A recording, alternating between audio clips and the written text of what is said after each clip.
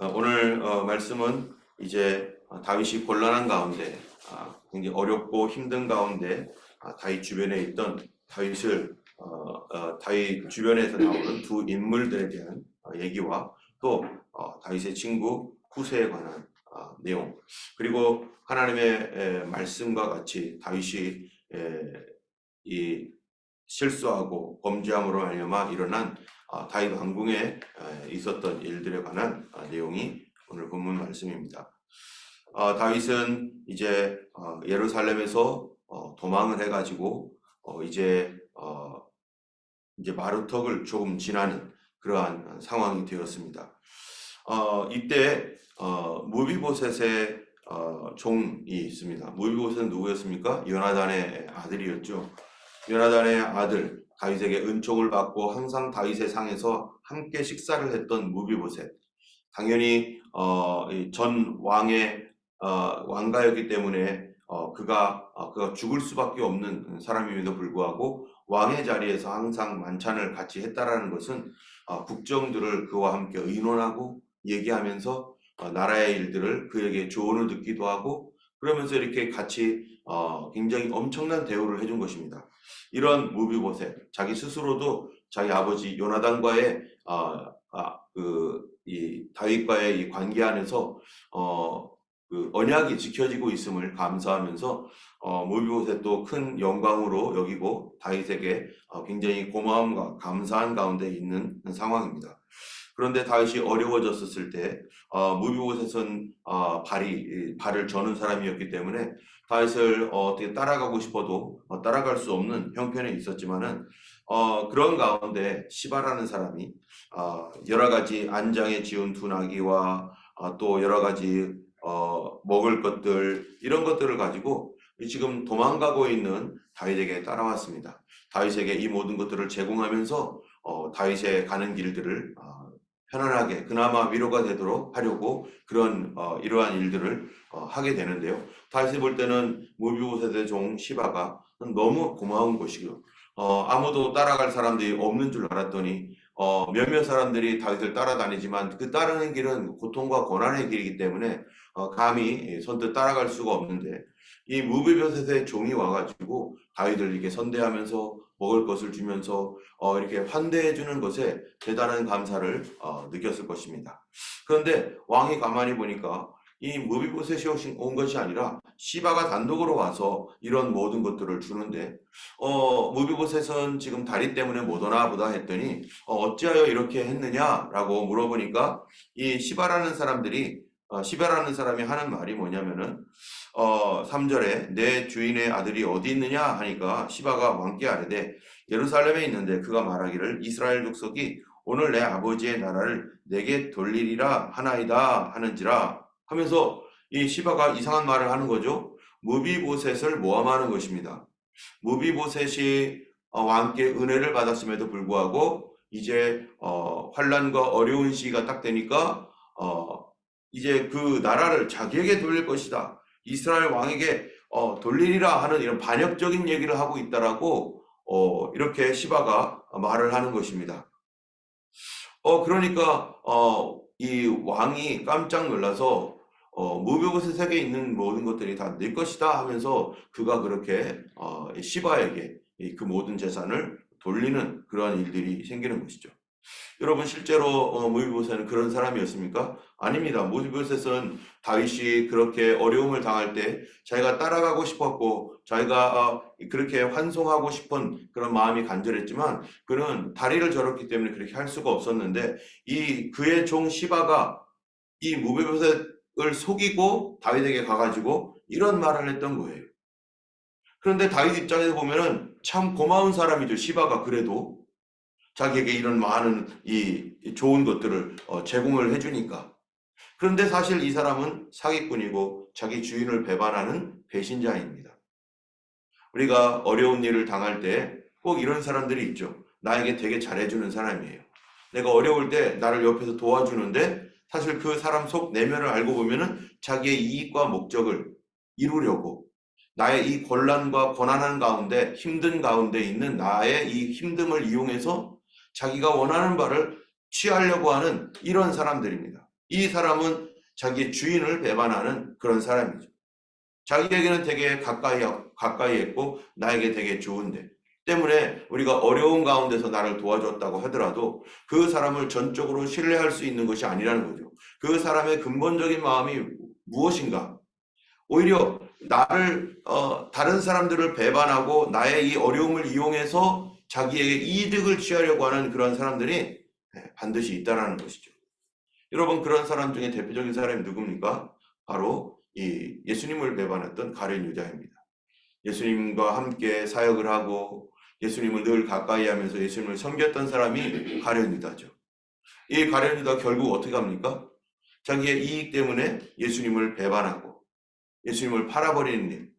이 무비보셋이 그의 연약한 가운데 있을 때 무비보셋이 다윗을 도우려고 어떻게든지 하려고 했었을 텐데 어쩌면은 무비보셋이 이 음식을 다 갖다 줘라 라고 말했을지도 모르죠. 그리고 근데 거기에 자기가 더 많이 붙여가지고 마치 자기가 하는 것처럼 갖고 왔을 수도 있습니다. 그래놓고 그 어려운 가운데 그 무비보셋의 재산을 빼돌리기 위해서 다윗의 마음을 이렇게 움직여가지고 만약에 다윗이 거기서 문제가 생겨서 정말 압살롬이 왕이 되고 하면요 뭐라고 하겠어요? 이 시바는요 당연히 무비보셋이 시켰다고 하겠죠. 여기서는 다윗에게 이렇게 말해놓고 다윗이 이제 영영 돌아오지 못하는 그러한 그 길로 갈 수도 있는데 그래서 이제 나라가 압살롬에 의해서 평정이 되어지고 그가 왕이 되었을 때 다 계획이 있었을 것입니다. 바로 무비보셋이 나를 시켰다고. 어쨌든 우리 삶에 이러한 배신하는 일들, 배반자들이 나를 돕고 있는 것 같지만 사실은 그 안에 배신의 영이 존재하고 있는 그런 사람들도 있는 것이고 정말로 가장 가까웠던 예수님의 이 회개를 담당했던 가룟 유다가 바로 예수님을 결정적인 순간에 배신하고 자기의 돈의 이득을 위해서 그렇게 했었던 거죠. 때문에 우리가 어려울 때에도 항상 하나님 앞에 분별을 구하고 하나님의 인도를 받고 주님의 뜻이 무엇인지 어려운 가운데서 그거를 항상 생각해 봐야 됩니다. 왜 그러냐면은 바로 이 시므이라는 사람도 동일하기 때문이죠. 여러분, 시므이와 이제 이 사람을 이렇게 이제 시바라는 사람이 이제 지나가고 이제 다윗이 바후림에 이르렀습니다. 다윗이 바후림에 이르렀을 때 여전히 다윗은 어떤 상태입니까? 지금 곤란한 가운데 쫓겨가고 있고 어려운 가운데 있죠. 어려운 가운데 지금 한 사람 시바는 그런 그 배신자를 만났는데 아직은 모르죠. 그가 배신을 하는 사람이었는지를 다윗은 아직 모릅니다. 그런데 바후림에 가서 또 한 사람을 만나는데 그 사람은 누구냐면 사울의 친족 게라의 아들이고 그 이름은 시므인데 이 사람이 계속해서 저주하면서 다윗을 따라다닙니다. 그러면서 다윗에게 뭐라고 말하느냐면은 7절에 보니까 피 흘린 자여 사악한 자여 가거라 사울의 족속의 모든 피를 여호와께서 내게로 돌리셨도다. 이거 지금 시므이는요 어떻게 하고 있는 거냐면은 이 다윗이 사울을 죽이고 그 가문을 멸망시킨 일에 중요한 역할을 가담했다라고 생각하고 있는 거예요. 사실 여러분 다윗은 어떻게 했습니까? 사울을 몇 번을 살려주었고 그리고 맨 마지막에 사울이 죽은 산이 길보아 산인데 거기에서 싸움을 했는데 이스라엘과 블레셋의 싸움에서 사울이 거기서 죽습니다. 근데 다윗은 그때 어디 있었습니까? 다윗이 이스라엘 영토에 있었습니까? 아니면 블레셋에 있었습니까? 블레셋이라는 곳에 있었죠. 이 사람들은 다윗이 블레셋과 합류해서 이스라엘을 대적하여 싸웠는지 아니면은 우리가 이미 알고 있는 대로 이 블레셋의 방백들이 다윗이 괜히 우리 안에서 그 공격을 우리 안에서 내부 공격을 해버리면 우리는 대책 없이 당하니까 다윗 불안하다. 다윗 믿을 수 없다 해가지고 돌려보내서 다윗이 자기 곳으로 돌아갔는지 사람들은 잘 모르겠죠. 그런데 이 길보아 산에서 이런 전쟁이 일어났었을 때 이 사람은 어쩌면은 다윗이 그 전쟁 가운데 블레셋 편에 서서 같이 싸웠을 것이다라고 생각할 수도 있는 것입니다. 그래서 이 다윗의 사울의 족속의 모든 피를 여호와께서 너에게로 돌리셨다 하면서 다윗에게 사울의 왕가에 어떠한 책임이 있는 것으로 오해를 하고 지금 계속해서 그렇게 생각하고 있는 거예요. 이러면서 피 흘린 자여 가거라 가거라, 너는 피를 흘렸기 때문에 너의 화를 자초하였다. 하나님의 기름 부음 받은 자를 네가 죽였다 하면서 이 사람은 대단히 오해를 하고 계속해서 다윗을 저주하는 가운데 있습니다. 그럴 때 이 스루야의 아들 아비새라는 사람이 있는데, 이 아비새가 내 주 왕을 저가 어찌 저주하리까? 여러분, 이 백성으로서 왕을 저주하면은 죽을 일입니다. 성경에서도 자기의 위에 있는 사람들에 대하여 이 좋은 말로 대답하고 그들의 하나님께서 세우신 권세이기 때문에 그들을 존중히 여기라 라고 하는 그런 분명한 말씀이 있는데, 신명기서에 있는 이 말씀을 근거해서라도 왕을 저주하는 자는 죽을 수밖에 없는 거죠. 그런데 이 아비새가 저렇게 왕을 저주하는 자를 내가 가만히 두지 않겠습니다 하면서 죽이겠다고 하는 거예요. 그랬더니 다윗이 하는 말이 10절에 이렇게 말합니다. 왕이 이르되 스루야의 아들들아, 내가 너희와 무슨 상관이 있느냐? 그가 저주하는 것은 여호와께서 그에게 다윗을 저주하라 하심이니 네가 어찌 그리하였느냐 할 자가 누구겠느냐? 지금 다윗이 이런 저주하는 소리를 들으면서 지금 가고 있는데, 이 많은 그 자기를 따르는 사람들 앞에서 지금 마음도 무너져 있는데, 어떻게 해서 무너진 겁니까? 이 자기 아들한테 쫓기는, 이거는 세상에 있기도 힘든 일, 세상에 아들한테 쫓기는 아버지가 어디 있어요? 그런데 이런 비참한 일을 만났는데 거기에다가 누군가가 계속 욕을 하는, 겉봐라 잘 됐다 하면서 조롱하면서 이러고 있는데, 보통 사람은 화가 나서 아비새처럼, 아비새라는 사람이 들어도 지금 화가 나가지고 당장 저놈을 목을 베겠다라고 이렇게 하고 있는데, 다윗은 생각이 달랐어요. 다윗은 이 저주를 어떻게 보고 있는 것입니까? 그가 저주하는 것은 여호와께서 그에게 다윗을 저주하라 하심이니, 지금 그 저주하는 이 사람을 그가 하는 게 아니라 하나님께서 그에게 허락한 것이다. 하나님께서 그에게 허락을 했기 때문에 그가 나를 이렇게 낮춘다. 여러분, 성경에 보면은 하나님은 어떤 하나님이세요? 그는 우리를 높이기도 하고 낮추시기도 하신 하나님. 어쩔 때는 주님 때문에 우리가 정말로 영광을 받고 너무 감사하고 그런데 어쩔 때는 우리가 살다 보면은 정말 낮아져서 핍박당하고 욕까지 먹는, 우리가 어제 봤던 어제 저녁에 우리 시편 69편에 있는 말씀에서 다윗이 그런 고통과 고난을 당할 때, 그때가 도대체 내 주변에 원수들이 내 머리카락보다 많습니다 할 정도로 주변에 수많은 원수들이 있었고, 하나님은 내가 하나님의 일 때문에 이렇게 고난을 당하고 금식과 회개를 하는 그 시간에도 사람들은 나에게 손가락질하면서 그들은 나를 비난하고 조롱합니다. 하나님, 어찌하여 내 주변에 이렇게 원수들이 많습니까? 했던 바로 시편 69편의 시편이 언제 쓰여졌는지는 정확히 모르는데, 사람들이 추측하기로는요, 아도니아의 반역 때나 아니면 이 압살롬의 반역 때에 쓰여진 시편일 것이다 라고 추측을 합니다. 자기 아들에게 쫓겨다니면서 그때 다윗은 무엇을 지키고 있는가? 그 이전에도 그랬죠. 그 이전에 다윗은 어떤 사람이었습니까? 사울에게 목숨을 피하기 위해서 계속 쫓겨다니는데, 그가 그 고난과 훈련, 어려움을 당할 때 다윗이 지켰던 것이 있어요. 그건 뭡니까? 하나님 말씀을 지킵니다. 그래서 사울을 죽일 수 있는 기회가 왔을 때 그가 하나님이 금하셨다. 기름 부음 받은 그를 건드는 것은 하나님이 금하신 바이니 그만 거두어라 해가지고 사울을 죽일 수 있는 기회를 놓쳤죠. 그 바람에 더 오랜 동안 어려움을 당했죠. 그러나 그가 그렇게 하나님 말씀을 지켰던 사람이고 하나님께 뜻을 구했던 사람입니다. 이건 하나님 뜻이 아니야. 하나님 뜻이 아니면 내가 어렵고 힘들어도 하지 않을 거야. 지금 당장 내가 이렇게 하면은 살 수 있는데 하나님 뜻이 아니면 나는 그거를 원하지 않아. 여러분, 예수를 믿으면서 정말로 살면서 이런 일들이 얼마나 많습니까? 내가 정말로 내 인간적인 방법으로 내 성질대로 내 뜻대로 하면은 이거 빨리 할 수도 있고, 이거 사바사바해서 거짓말 대충 치고 대충 타협해서 이렇게 하면은 뭔가 될 수 있는데, 하나님 뜻이 아니야. 할 수 있는데 안 하는 거예요. 할 수 있는데. 예수님께서 십자가에 달리시기 전에 많은 군병들이 예수님께로 와가지고 예수님을 체포하기 직전, 베드로가 어떻게 합니까? 칼을 뽑아가지고 칼을 뽑아가지고 예수님을 보호하려고 했더니 예수님께서 하시는 말씀이 베드로야 칼 집어넣어라. 내가 지금 명하면 하늘에 있는 12군단이나 되는 하나님의 천군 천사들을 동원해서 이들을 다 제압하지 못할 것 같으냐. 그런데 만약 내가 그들을 명하여 오라 하면은 성경에 이렇게 되리라고 한 말씀이 어떻게 이루어지겠느냐 하면서 예수님께서 할 수 있었죠. 예수님께서 명령만 내리면 당장 될 수 있죠. 그런데 예수님이 하지 않는 거죠. 예전에 이 남미 쪽에 복음 전도를 위해서 갔던 1900년대 아마 초반이었던 것 같은데요. 그쪽에는 아직도 뭡니까? 이 울창한 정글 같은 것들이 있고 그런 가운데 수많은 부족들이 살고 있는데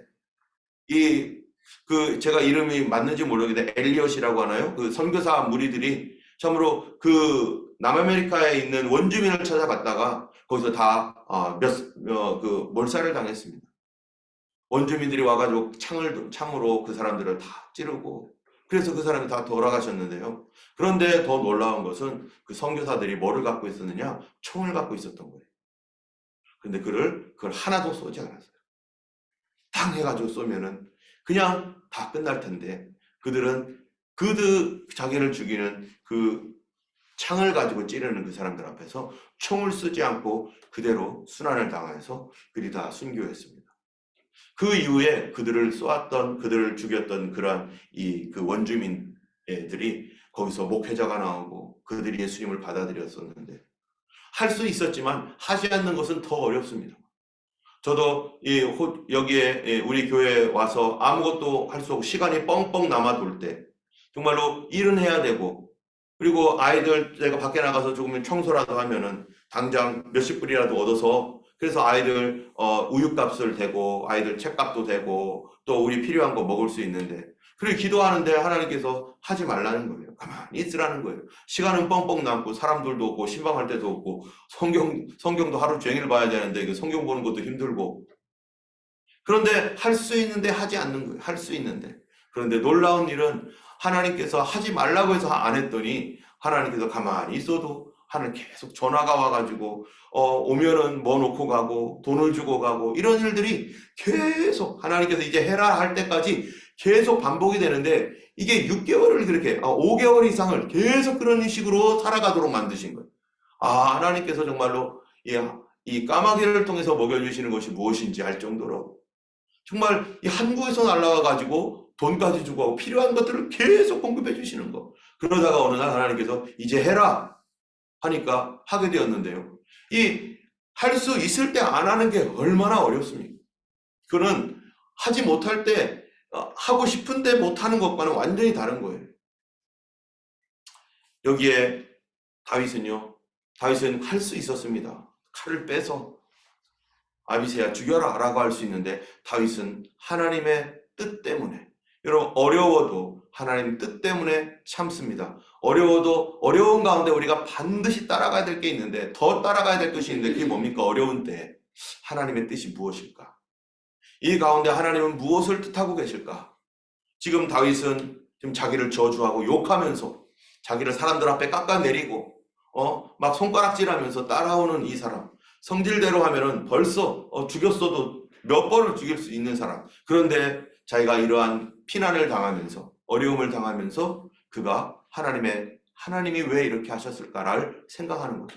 하나님 내가 왜 이런 수모를 당해야 됩니까? 여기서 나는 어떻게 행동해야 됩니까? 하나님의 뜻이 무엇입니까?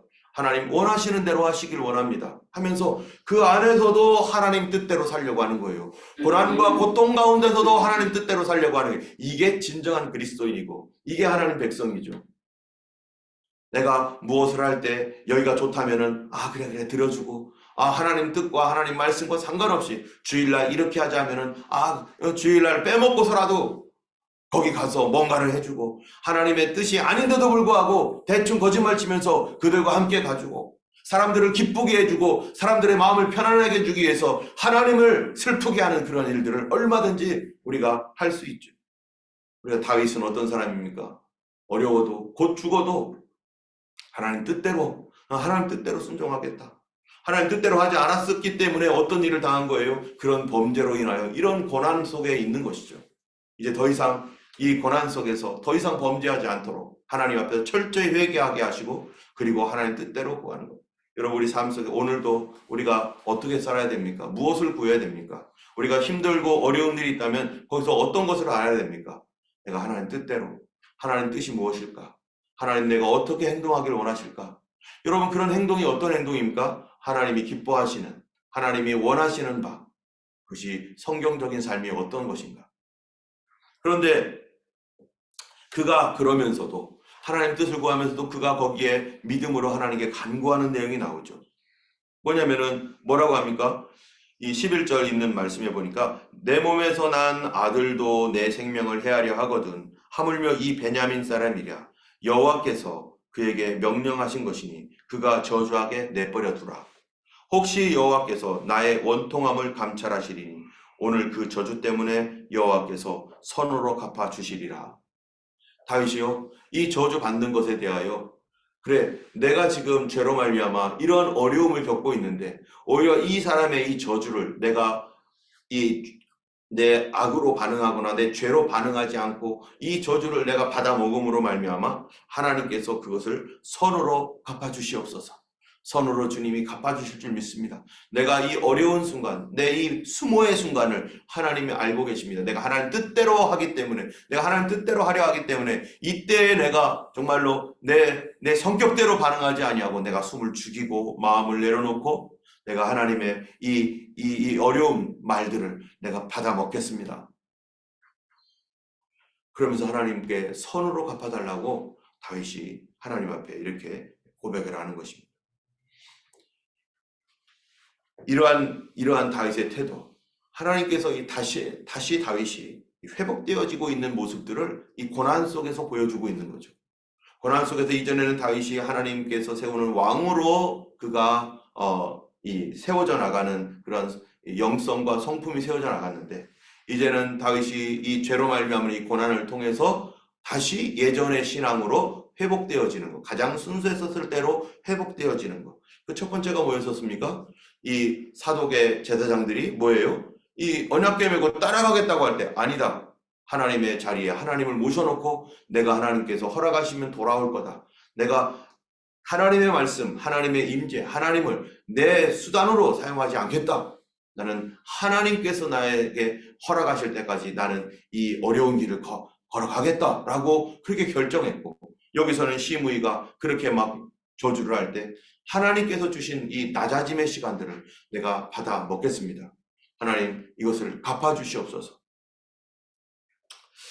이렇게 다윗이 반응을 합니다. 여러분 아비새는 어떻게 반응했습니까?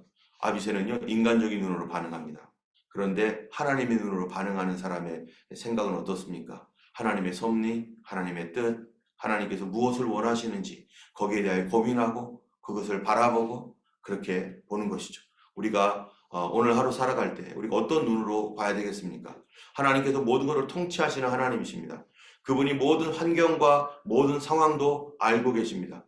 하나님께서 이러한 상황 속에서 내가 어떠한 고난 속에 있는지 어떠한 형편 속에 있는지 주님이 알고 계시고 우리는 하나님의 자녀입니다. 그렇다면 이 모든 세계를 지으시고 지금도 유지시키시고 통치하시고 하나님의 자녀 한 사람 한 사람을 참으로 돌봐주시는 하나님, 예수님의 보혈의 피로 나를 사셔서 하나님 자녀 삼아주신 그 귀중한 이 은혜, 이 나를 그렇게 주의 피로 사셨기 때문에 하나님이 어떻게 하시는 거예요? 우리의 인생을 돌보시고 케어하시고 계획을 가지고 계시고 지금도 이끌어 가시는 하나님.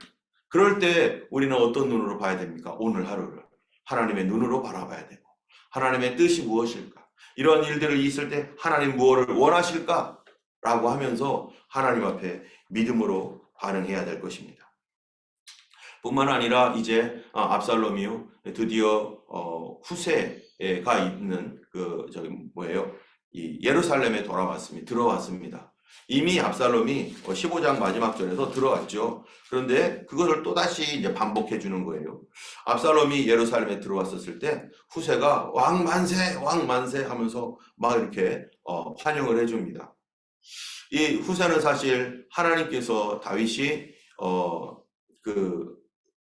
하나님의 법궤를 거기다 놓아라 라고 한 이후에 하나님께서 주신 지혜라고 생각이 됩니다. 너는 거기에 머물러서 그 형편을 살피고 얘기해 달라고 그 하나님 뜻대로 순종을 하게 될 때 하나씩 하나씩 하나님께서 지혜를 회복시켜 주시는 그 과정에서 후세가 다윗의 스파이로 여기 남아 있는데 자기를 위장하고 있는 것이죠.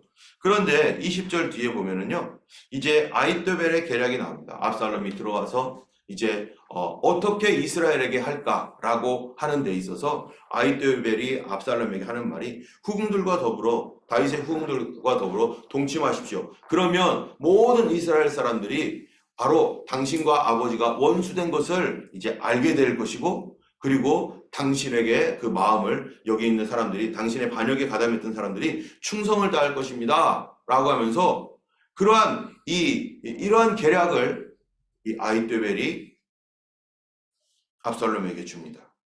여러분, 이러한 계략은 하나님께서 주신 계략입니까? 아히토벨은 지금 어떤 계략을 가지고 있습니까? 하나님 주신 계략이 아니죠. 이건 하나님의 방법도 아니고 하나님의 뜻도 아니죠. 아히토벨의 계략은요, 이러한 일들은요, 이방 나라, 안 믿는 세계에서나 일어나는 일입니다. 아히토벨도 하나님 믿는 사람이라고 하는 사람 아니겠어요? 이스라엘 전체가 국교가 유대교인데 하나님 믿고 있는데, 그런데 이 하나님을 믿는다는 사람들의 생각조차도 뭐예요, 지금? 이 압살롬 편에 서 있는 사람들은 지금 하나님을 경외하거나 하나님을 두려워하거나 하나님 뜻대로 하겠다는 마음이 눈꼽만큼도 없는 사람이에요. 오직 이 반란의 승리를 위해서 살아가는 것이지, 그들이 그러한 일들을 하는 것은 지금 하나님께서 기름 부어 세운 왕, 그들이 다 알고 있고, 그것이 하나님께서 그렇게 세웠다는 것을 알고 있는 사람들이지만 그것을 지금 어떻게 하고 있는 겁니까? 압살롬 편에서 정확하게 하나님의 뜻을 대적하고 반역하고 있는 거죠. 비록 그것이 하나님께서 허락하신 일이지만 악한 자는 악한 날에 악하게 쓰임받는데, 사실 아히토벨은 누구였습니까? 다윗의 친구였어요. 다윗과 함께 모든 일들을 의논하는 다윗의 절친한 사람이었는데, 이 압살롬의 반역에 그가 가담했었을 때 도대체 아히토벨은 뭐 하는 사람입니까? 아히토벨이 물론 밧세바와의 어떠한 이러한 친척 관계로서 그 일로 인해서 아히토벨의 마음이 상하고 다윗과의 관계가 좀 소원해지고 왕에 대한 눈이 좀 이렇게 바뀌어버리긴 했겠지만, 그러나 적어도 그가 하나님의 사람과 함께 동역했던 사람이라면, 그가 인간적인 관계 안에서 나와 깨진 관계를 혹시 가지고 있다 손치더라도 적어도 그가 온전한 그리스도인이라면 사람 관계에서는 마음 상처받을 수 있잖아요. 그러나 하나님과의 관계에서는 그러면 안 되잖아요. 하나님 앞에 자기가 지켜야 될 것은 지켜야 될 거 아니겠어요? 사람들이 살다 보면은 둘이서 서로 싸우기도 하고 마음 상하기도 하고 뭐 그럴 수도 있습니다. 우리가 인간적인 감정 가운데 참 우리가 온전하지 못하기 때문에. 그런데 그거는 그리스도인들끼리도 싸우기도 하고 교회도 서로 싸우기도 하고 막 그러잖아요. 목사님들끼리도 막 그러고 있잖아요. 그런데 그거는 그렇더라도, 인간인지라 그러더라도 각각 사람들은 하나님 앞에서 우리와의 관계는 어떤가? 하나님 앞에서 나와의 관계는 온전해져야 되는 거죠. 그것 때문에 사람들 문제로 인해 괴로워하고 어떻게 해야지 이런 마음도 있지만, 그러나 하나님 앞에서는 온전한 믿음의 사람이라면 내가 하나님 뜻대로 하리라.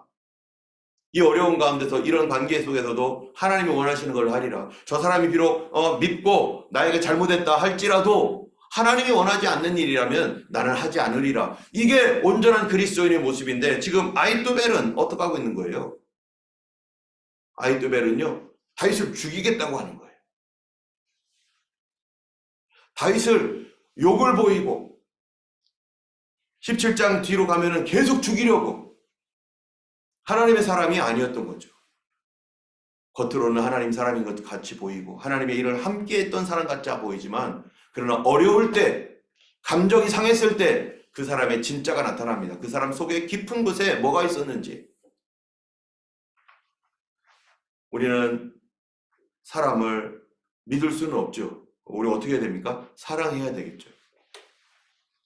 사람은 그 속 깊은 곳에 뭐가 있는지 어떻게 알겠어요? 하나님이 아시죠. 그런데 어려움을 당해볼 때, 힘든 일을 볼 때, 그때 그 사람의 진면목이 나타나는 것입니다. 우리도 나 자신도 내가 어떤 믿음을 갖고 있는지 나도 모를 수 있어요. 나의 진짜 믿음은 뭘까? 언제 보면 압니까? 어려운 일 생길 때, 유혹되는 일이 생길 때, 이거냐 저거냐 어느 거 선택해야 되지?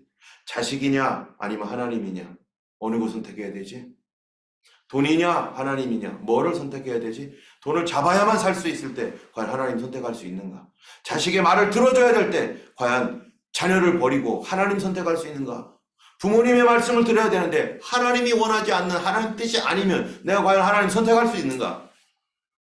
나의 이 모습이 어디에 그러한 시간에 드러나게 되어 있습니다. 그런데 앞서 아히토벨은요, 다윗의 친구였고 다윗과 함께 나라를 같이 운영하면서 머리를 맞대었던 그런 좋은 믿음의 사람 같았지만 사실은 그는 전혀 그렇지 않은 사람이었습니다. 말씀의 진리보다는 세상 방식을 끌어들여 가지고 하나님을 모독하는 사람이었죠. 결국 이 일이 이루어지고 아히토벨의 계략대로 정말로 비참한 사건이 일어나게 되었습니다. 오늘 이 말씀을 통해서 우리는 각자마다 받은 말씀들이 있을 줄로 압니다. 하나님께서 참으로 우리 삶 가운데서 언제나 어느 때든지 우리 하나님을 섬기고 하나님의 나라와 그 영광을 위해서 정말로 믿음으로 바르게 살아갈 수 있는 저희가 되기 원합니다. 참으로 어느 순간이든지 우리가 지켜야 될 하나님 앞에서의 중심, 그것을 우리가 지키고 고난 속에서도 고통 가운데서도 무엇을 구해야 돼요? 하나님 뜻이 어디 있을까? 모든 상황 속에서 우리는 뭐를 봐야 됩니까? 하나님의 눈으로 하나님 뜻은 뭘까? 이것이 바로 온전한 그리스도인이고 우리가 21일 기도 기간 가운데 있습니다. 이 기간 가운데 정말로 우리가 구할 것이 뭡니까? 하나님의 뜻입니다. 내가 생각하는 것도 있지만 하나님 무엇을 원하시나이까? 하나님 가르쳐 주시고 인도해 주시옵소서. 이 시간 우리 같이 기도했으면 좋겠습니다. 오늘 교회를 위한 기도에 신선한 기름 부으심을 위해서 우리 다시 한번 기도하며 참으로 하나님 이 신선한 기름 부으심이라는 것은 성령의 충만함인데 성령의 충만함이라는 것이 무엇입니까? 하나님 뜻대로 말씀 중심대로 예수 중심을 놓치지 않는 것입니다. 어떤 상황에서든지 참으로 하나님이 기뻐하시는 길을 택하는 것이 바로 성령 충만이고 또 그런 성령의 충만함을 통해서 하나님의 기적을 보게 될 것이고 하나님의 놀라운 살아계신 역사를 보게 될 것입니다. 하나님 성령 충만하게 하셔서 아버지 21일 기간 동안에 성령의 충만함으로 인도하셔서 참으로 주님의 뜻을 순종하고 따라가게 하시고 예수 중심, 복음 중심, 말씀 중심, 교회 중심의 신앙을 지킬 수 있는 그러한 길로 우리를 이끌어 주시도록 이 시간 성령의 충만함을 위해서 우리 교회 전체 하나님의 성령의 충만함이 나타나고 성도들마다 성령 충만하도록 함께 기도하겠습니다.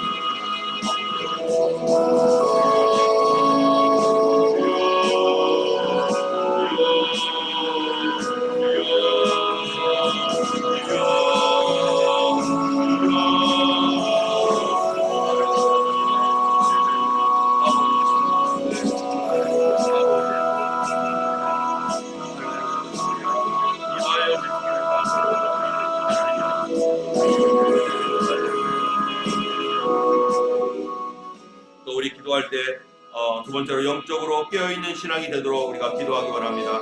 참으로 기도와 찬송과 예배에 불을 주옵소서. 하나님의 참으로 우리가 기도하는 것도 내 힘으로 기도하는 게 아니라 성령의 도움받아 기도하고, 예배하는 것도 성령의 도움 가운데 성령 안에서 예배하고, 찬송할 때도 하나님의 도우신 성령 안에서 항상 찬송하고 예배할 수 있도록 하나님 참으로 기도의 불을 내려주옵소서. 이 불이 붙었으면 좋겠다라고 말씀하시고 그는 성령과 불로 세례를 줄 것이라 말씀하신 대로 하나님의 성령의 불의 역사가 우리 삶 가운데 하나님의 기도가 뜨거워지게 하시고 찬송이 뜨거워지게 하시고 예배가 뜨거운 교회가 될 수 있도록 하나님이 우리 예배 가운데 기름 부어주시고 성령의 불을 부어주시도록 함께 기도하겠습니다. 할렐루야. 하나님 아버지 감사합니다. 주여 하나님 기도할 때 하나님의 성령으로 기도하게 하옵소서. 불같은 성령이 하나님께 기도할 수 있도록 하나님 역사에 주셔서 우리 입을 열어주십시오. 마음을 열어주십시오. 하나님 생각을 열어주십시오. 하나님 분별력이 있게 해주십시오. 하나님 앞에 하나님의 뜨거운 기도할 수 있고 하나님 제가 하나님 나의 불로 하지 아니하고 성령의 불로 하게 하시옵소서. 나의 감정과 인간적 열심이 아니라 성령님이 주시는 나를 은혜 안에서 하나님 기도할 수 있게 도와주옵소서. 성령의 감동으로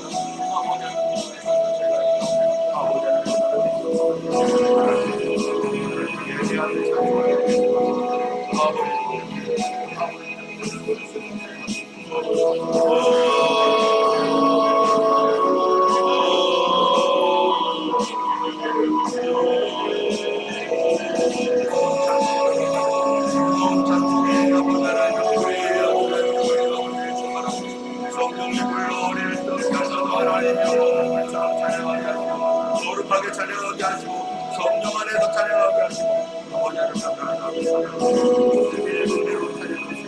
저희가 되게 가운데 거하시는 아버지를